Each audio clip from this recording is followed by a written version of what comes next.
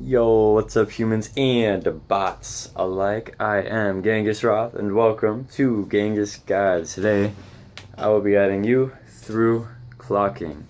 Now, I suggest to watch my Digital Characters, Palm Grid, and Basics series before moving on to this one. And a couple of shout-outs before I start. Shout out to Mez for really making this concept and pioneering it. And also to all the Clock Lounge for giving inspiration, with specific shout-outs to Robin, Rolex, Flipper, and Tweety and JPEG. So as a techie, I like to categorize clocking as a part of straight digits derived from platforming with a strong cause and effect. Basically, there are two parts of a clock, the trigger and the face. There's also a concept called a tick. Now, most times, clocking is done with two hands. One hand's the trigger, the other hand's the face. Now, the trigger can be anything that allows the face to tick. So, a whip, or just like hitting your thumb, or doing a compression wave. And the face is any structure that's able to tick. And it can also be an opposing trigger to the other hand. So, any structure that's able to tick, so like even here, 1, 2, 3 ticks, simple one, 1 tick, 1, 1, 1, 2, 1, 2, and then as an opposing trigger, like Flipper and Rolex do monster clocks. So like one side goes down, 3, 1, 2, 3, 1, 2, 3, like that. Now, many people may confuse clocking with glyphs and digital characters, or glyphs or digital characters. Those two are one and the same. But I'll only use the word glyphs from now on.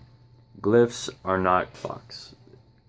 Glyphs have a whole history, and they have subsets of styles in them. So to give respect to glyphs, clocks are not glyphs.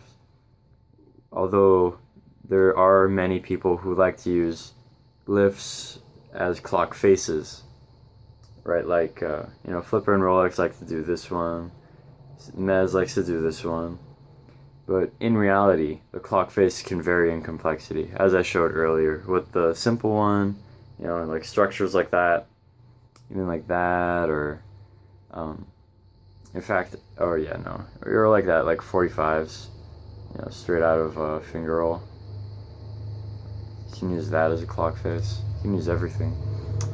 Also, just putting it out there, I suggest that you make your own signature clock if you're really wanting to dedicate yourself to this style. Because I feel like a lot of people rely on the same clock face or clock tick. Or clock trigger is what I meant. So much variety could be added. You don't have to do what everyone else is doing. You can have your own clock face and clock trigger. And for example, although I use the simple one a lot, I like to consider this my signature one, which is it's just a basic lock that I use as a clock. Some ways to clean up, before I end, just some ways to clean up what your clock is doing, and in general, is to clarify what your face does, how many ticks it has, and then plan accordingly with your trigger and how many ticks that has.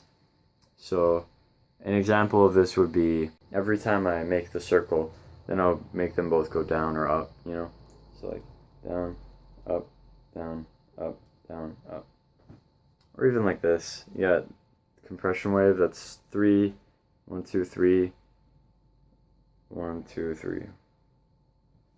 So making them clean is very important. That's why I don't like to use my signature one a lot yet, because it's not clean enough in my opinion.